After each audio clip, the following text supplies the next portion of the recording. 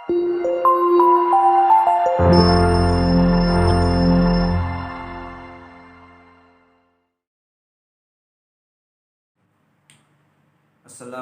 warahmatullahi wabarakatuh.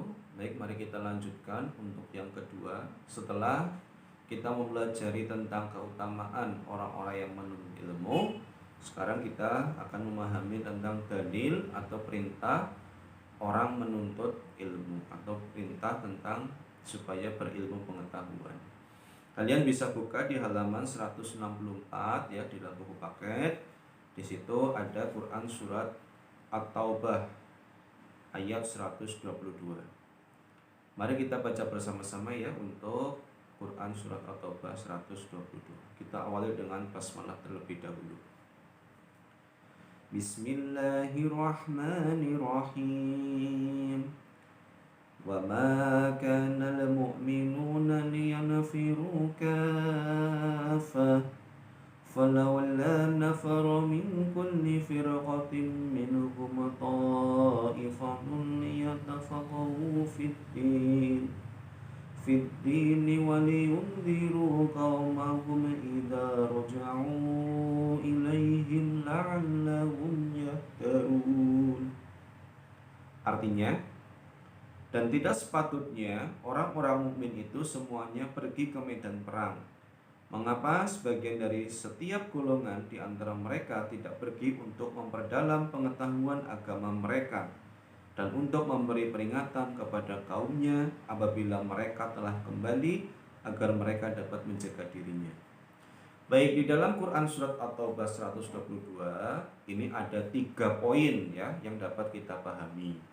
Yang pertama, bahwasannya di dalam ajaran agama Islam sebaiknya di dalam pembagian tugas itu dibagi-bagi tugasnya. Konteks dari ayat ini adalah tentang perintah berilmu atau mencari ilmu begitu ya. Dan di satu sisi juga ada perintah untuk pergi berperang.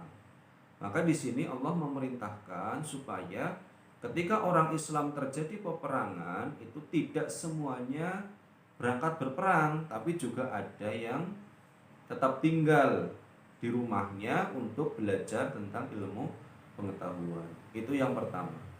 Kemudian yang kedua, bahwasannya ketika orang pergi untuk berperang dan di satu sisi ada orang yang sedang menuntut ilmu pengetahuan, pahalanya adalah sama, yaitu orang yang mencari ilmu pengetahuan juga akan disamakan sebagai orang yang sedang berjihad di jalan Allah.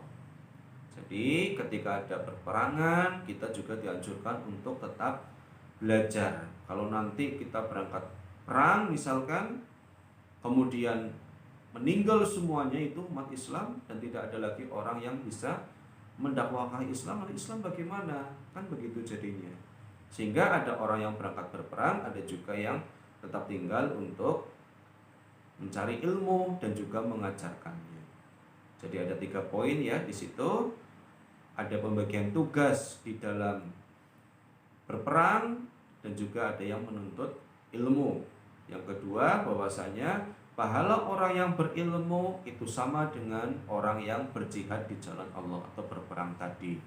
Dan yang ketiga, bahwasanya ketika kita sudah berilmu, maka kita diwajibkan untuk membagikannya, menyampaikannya, mengajarkannya, ataupun juga mencontohkannya kepada yang lain. Dalam hadis Nabi disebutkan bahwasanya balighu anni walau ayah. Sampaikanlah olehmu apa-apa yang telah kamu peroleh dariku, maksudnya dari Nabi Muhammad SAW, walaupun hanya 1 ayat Al-Quran. Nah, di sini kita diperintahkan ya anak-anak semuanya, bahwasannya meskipun ilmu yang kita pelajari adalah sedikit, kita diperintahkan untuk tetap menyampaikannya meskipun hanya 1 ayat begitu. Jadi kita jangan menyembunyikan ayat-ayat Allah ketika kita mengetahui ada teman atau seseorang yang memang membutuhkan sebuah penjelasan atau sebuah pencerahan supaya mereka itu dari tidak tahu menjadi mengetahuinya. Kemudian kita lanjutkan di halaman 166, di situ juga ada hadis Nabi bahwa bahwasanya qala Rasulullah sallallahu alaihi wasallam thalabul ilmi fardhatun ala kulli muslimin wa inna thalabul ilmi yastaghfiru lahu kullu syai'in hatta al-haytanu fil bahr. Rasulullah sallallahu alaihi wasallam bersabda, mencari ilmu itu wajib bagi setiap muslim. Ini di sini disebutkan muslim itu berarti orang Islam laki-laki. Tapi tidak menutup kemungkinan ya bahwa perempuan pun sudah masuk ke dalam perintah hadis tersebut ya. Jadi di sini tidak hanya laki-laki tapi juga perempuan diwajibkan untuk menuntut ilmu. Dan sesungguhnya segala sesuatu hingga makhluk hidup di lautan pun memintakan ampun bagi para penuntut ilmu. Ini luar biasa sekali ya, bahwasanya orang-orang yang gemar semangat untuk menuntut ilmu akan menjadi hamba Allah yang senantiasa didoakan untuk diampuni dosa-dosanya, diampuni kesalahannya. Kemudian di halaman 167 ya, kalian bisa lihat di situ ada menerapkan perilaku mulia. Bahwasanya di situ nomor 1 disebutkan kun aliman. Di situ adalah jadilah orang yang pandai atau yang berilmu. Kun aliman, jadilah orang yang pandai, yang alim. Au muta'aliman. Ketika kita tidak bisa menjadi orang yang pandai, maka jadilah orang yang mau belajar atau sebagai peserta didik begitu ya. Ketika kita tidak mau untuk menjadi peserta didik atau tidak bisa bersekolah, setidaknya kita mau untuk mustamingan atau senang mendengarkan ilmu. Jadi mungkin ada orang, anak, teman kalian yang tidak punya kesempatan untuk belajar di sekolah formal, tapi dia juga bisa dengan mendengarkan pengajian di tempatnya dan lain sebagainya begitu ya. Yang penting apa yang didengarkan itu adalah sebuah kebaikan, mustamingan.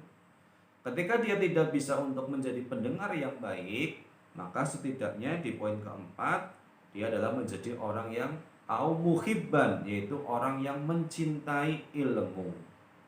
Oke ya, di situ ada 4 poin ya. Jadi 1, kun aliman, yaitu orang yang pandai atau orang yang alim yang mau menyampaikan apa yang dia pelajari itu kepada orang yang lain. Ketika dia tidak bisa menjadi aliman, maka dia menjadi muta'aliman, yaitu orang yang mau belajar atau sebagai peserta didik begitu ya, sebagai murid. Ketika muta'aliman dia tidak bisa, maka menjadi mustamingan, yaitu orang yang mau mendengarkan tentang sebuah ilmu. Au muhibban, atau orang yang mencintai ilmu tersebut. Dan janganlah kita menjadi golongan yang kelima. Apa itu golongan kelima? Maka golongan kelima itu adalah golongan yang celaka begitu ya. Jadi janganlah kita menjadi golongan yang nomor 5. Itu orang yang tidak mencintai ilmu, tidak mendengarkan, tidak mau belajar gitu ya, apalagi menyampaikan. Nah, maka orang-orang seperti ini kata Nabi ya, ini sebagai orang yang celaka, baik celaka di dunia ataupun celaka di akhirat. Baik, untuk materi tentang semangat menuntut ilmu secara teori ya, ini sudah saya sampaikan. Tinggal bagaimana kalian bisa menerapkan di dalam kehidupan kalian sehari-hari. Jadi perlu sebuah usaha yang keras, perlu pengorbanan waktu, tenaga, dan juga pasti biaya begitu ya.